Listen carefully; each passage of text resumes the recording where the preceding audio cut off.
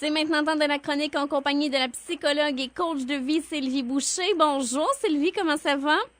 Bonjour Amélie, ça va bien. Continue de faire beau, c'est l'automne encore. Je suis toujours de bonne humeur. Et cette semaine, on va parler du vin, du PermaV, la vitalité. Oui, on va faire ça. Écoute, tu vois, M. Seligman avait fait le modèle classique de PERMA, mais il y a une de ses étudiantes qui, justement, allait étudier la maîtrise en psychologie positive. Écoute, je vais te lire son nom, mais c'est quelque chose. Emilia Zivotovskaya. Tout un nom, hein? C'est pas une petite Tremblay du lac Saint-Jean, là. C'est une des étudiantes et elle s'est permis de reprendre le modèle PERMA et elle lui a ajouté le V pour vitalité. Vitalité au sens d'énergie, de bonne santé. Parce qu'on considère de plus en plus qu'une bonne santé, c'est un élément qui peut augmenter le bien-être psychologique. Tellement. Oui, moi je suis toujours à la blague là que le psychologique et le physique là, c'est tout à la même adresse, c'est-à-dire tout dans le même corps, puis ils travaillent ensemble. Un soutient l'autre et vice-versa.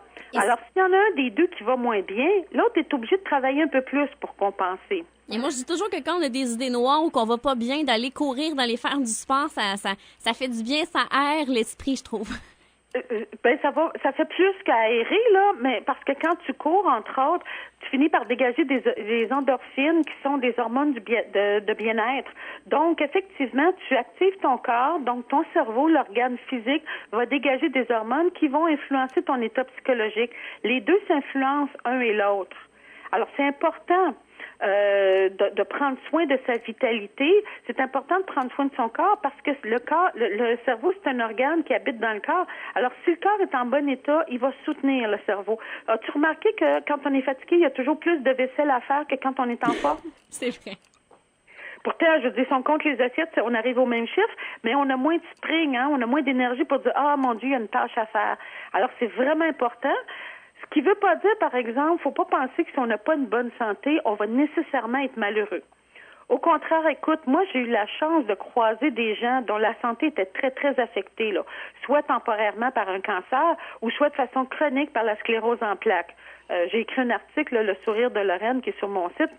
On parle de ma cousine qui était en chaise roulante là, de façon chronique, là, tu sais. Et pourtant, ces gens-là présentaient une sérénité et une joie de vivre absolument extraordinaire. Alors, c'est là qu'on comprend à quel point le bonheur et le bien-être psychologique sont beaucoup plus reliés à nos attitudes et aux choix qu'on fait. Hein? On a déjà parlé 40% plutôt qu'aux événements de notre vie, qui est le 10%. Et quand on comprend, quand on côtoie ces gens-là, on apprend à pas se plaindre pour un petit bobo de rien du tout. Hein? On se garde une petite gêne. Par contre, on se rend compte aussi à quel point la santé, autant physique que psychologique, est précieuse et qu'il faut en prendre soin. Quand tu vois quelqu'un qui est en chaise roulante, là, et que toi, tu as la chance de bouger, tu préserves cette chance-là, parce que c'est quasiment gênant de la gaspiller devant ces gens-là qui peuvent pas en profiter. Alors, c'est un peu ça. Cette semaine, là, je vous invite, toi, Amélie, puis les auditeurs, à réfléchir sur la façon de prendre soin et même d'augmenter notre vitalité. Ah bon, écoute, on connaît tous les principes de base pour une bonne santé physique, là. Du sommeil, une bonne alimentation, puis de l'exercice. Bon, parfait. Qu'est-ce qu'un psy a d'affaire là-dedans? Ben, écoute, les psys observent les comportements des gens. Est-ce que tu savais, Amélie, qu'aujourd'hui, la majorité des gens dorment 1 heure de moins qu'autrefois? Non, je ne savais pas, mais c'est troublant. Ça doit être un peu avec le rythme effréné dans lequel on vit en ce moment qui fait que les gens dorment moins. C'est exactement ça. Puis 1 heure de moins, ça a l'air de rien, mais c'est 365 par année. Puis ça, c'est un minimum, là. Il y en a qui dorment moins que ça. Il y a des gens qui ne dorment même pas le minimum d'heures suffisant pour garder leur bonne santé. L'autre jour, je lisais un article qui disait que ça prendrait au moins 6 heures, qu'en bas de ça, c'était problématique. Puis en bas de 5 heures, on s'enlignait vraiment vers des problèmes, là. Des problèmes au niveau des fonctions cognitives, les fonctions du cerveau. C'est fascinant, là. Quand on est obligé d'avertir les gens que de dormir moins qu'un certain nombre d'heures, sinon ils vont être malades, il y a un problème de société quelque part. Parce que pendant la nuit, là, on fait pas juste perdre notre temps, là. C'est pas juste pour le fun qu'on fait ça. Pendant la nuit, le corps se repose, il se guérit.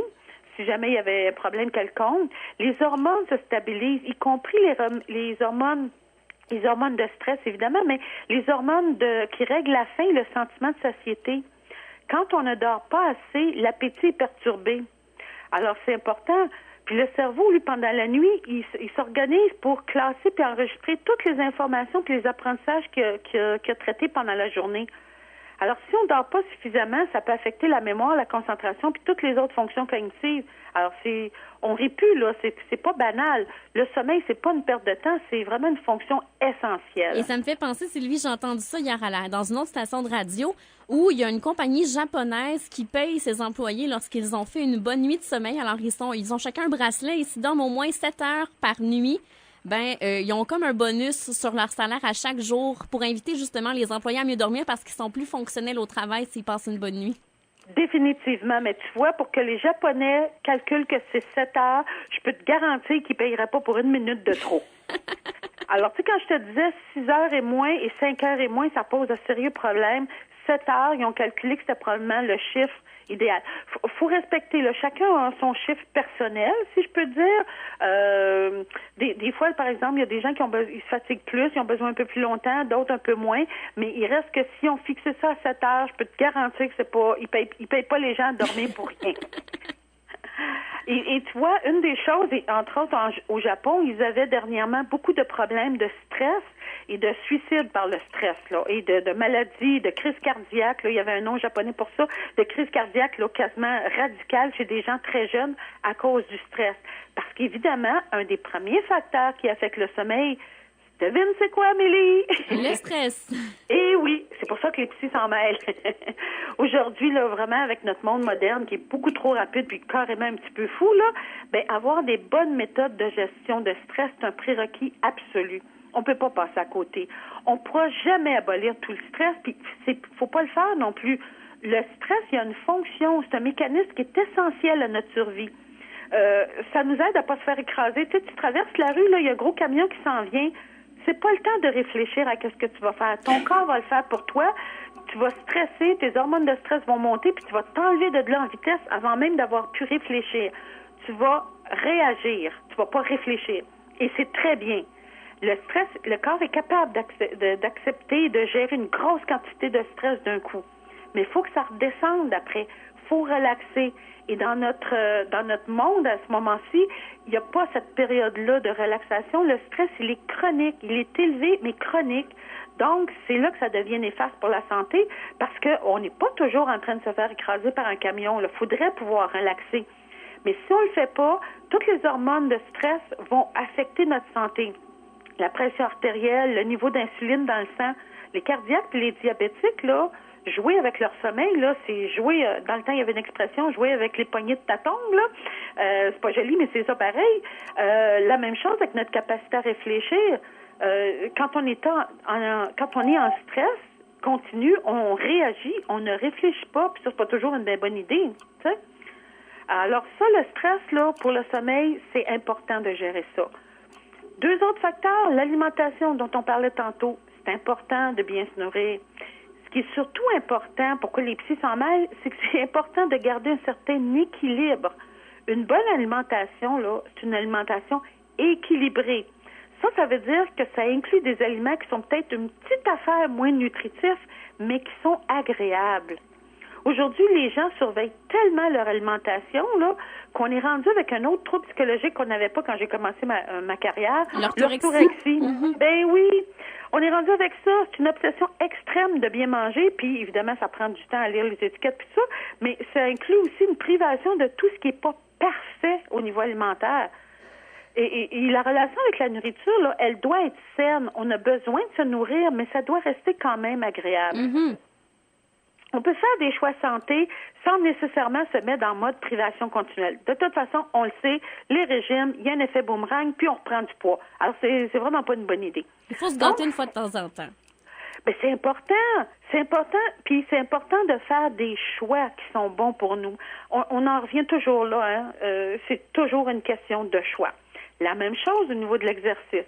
Les spécialistes vont dire 30 minutes d'activité par jour. Parfait. Mais si on veut le maintenir, parce que nous, les psys, on passe en arrière, puis on aide les gens à maintenir la motivation, tu sais.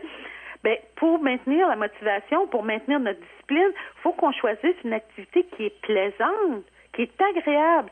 Autrement dit, il faut aller jouer. pendant 30 minutes par jour, si on veut avoir le goût d'y retourner. Si on se force à faire une activité qu'on n'aime pas, notre système va finir par protester, puis on va perdre notre motivation. Alors, encore une fois, c'est une question d'équilibre. En ce moment, là, la mode, elle est au jogging, puis on admire beaucoup des gens qui partent de rien, puis qui deviennent des athlètes, puis qui font du Ironman.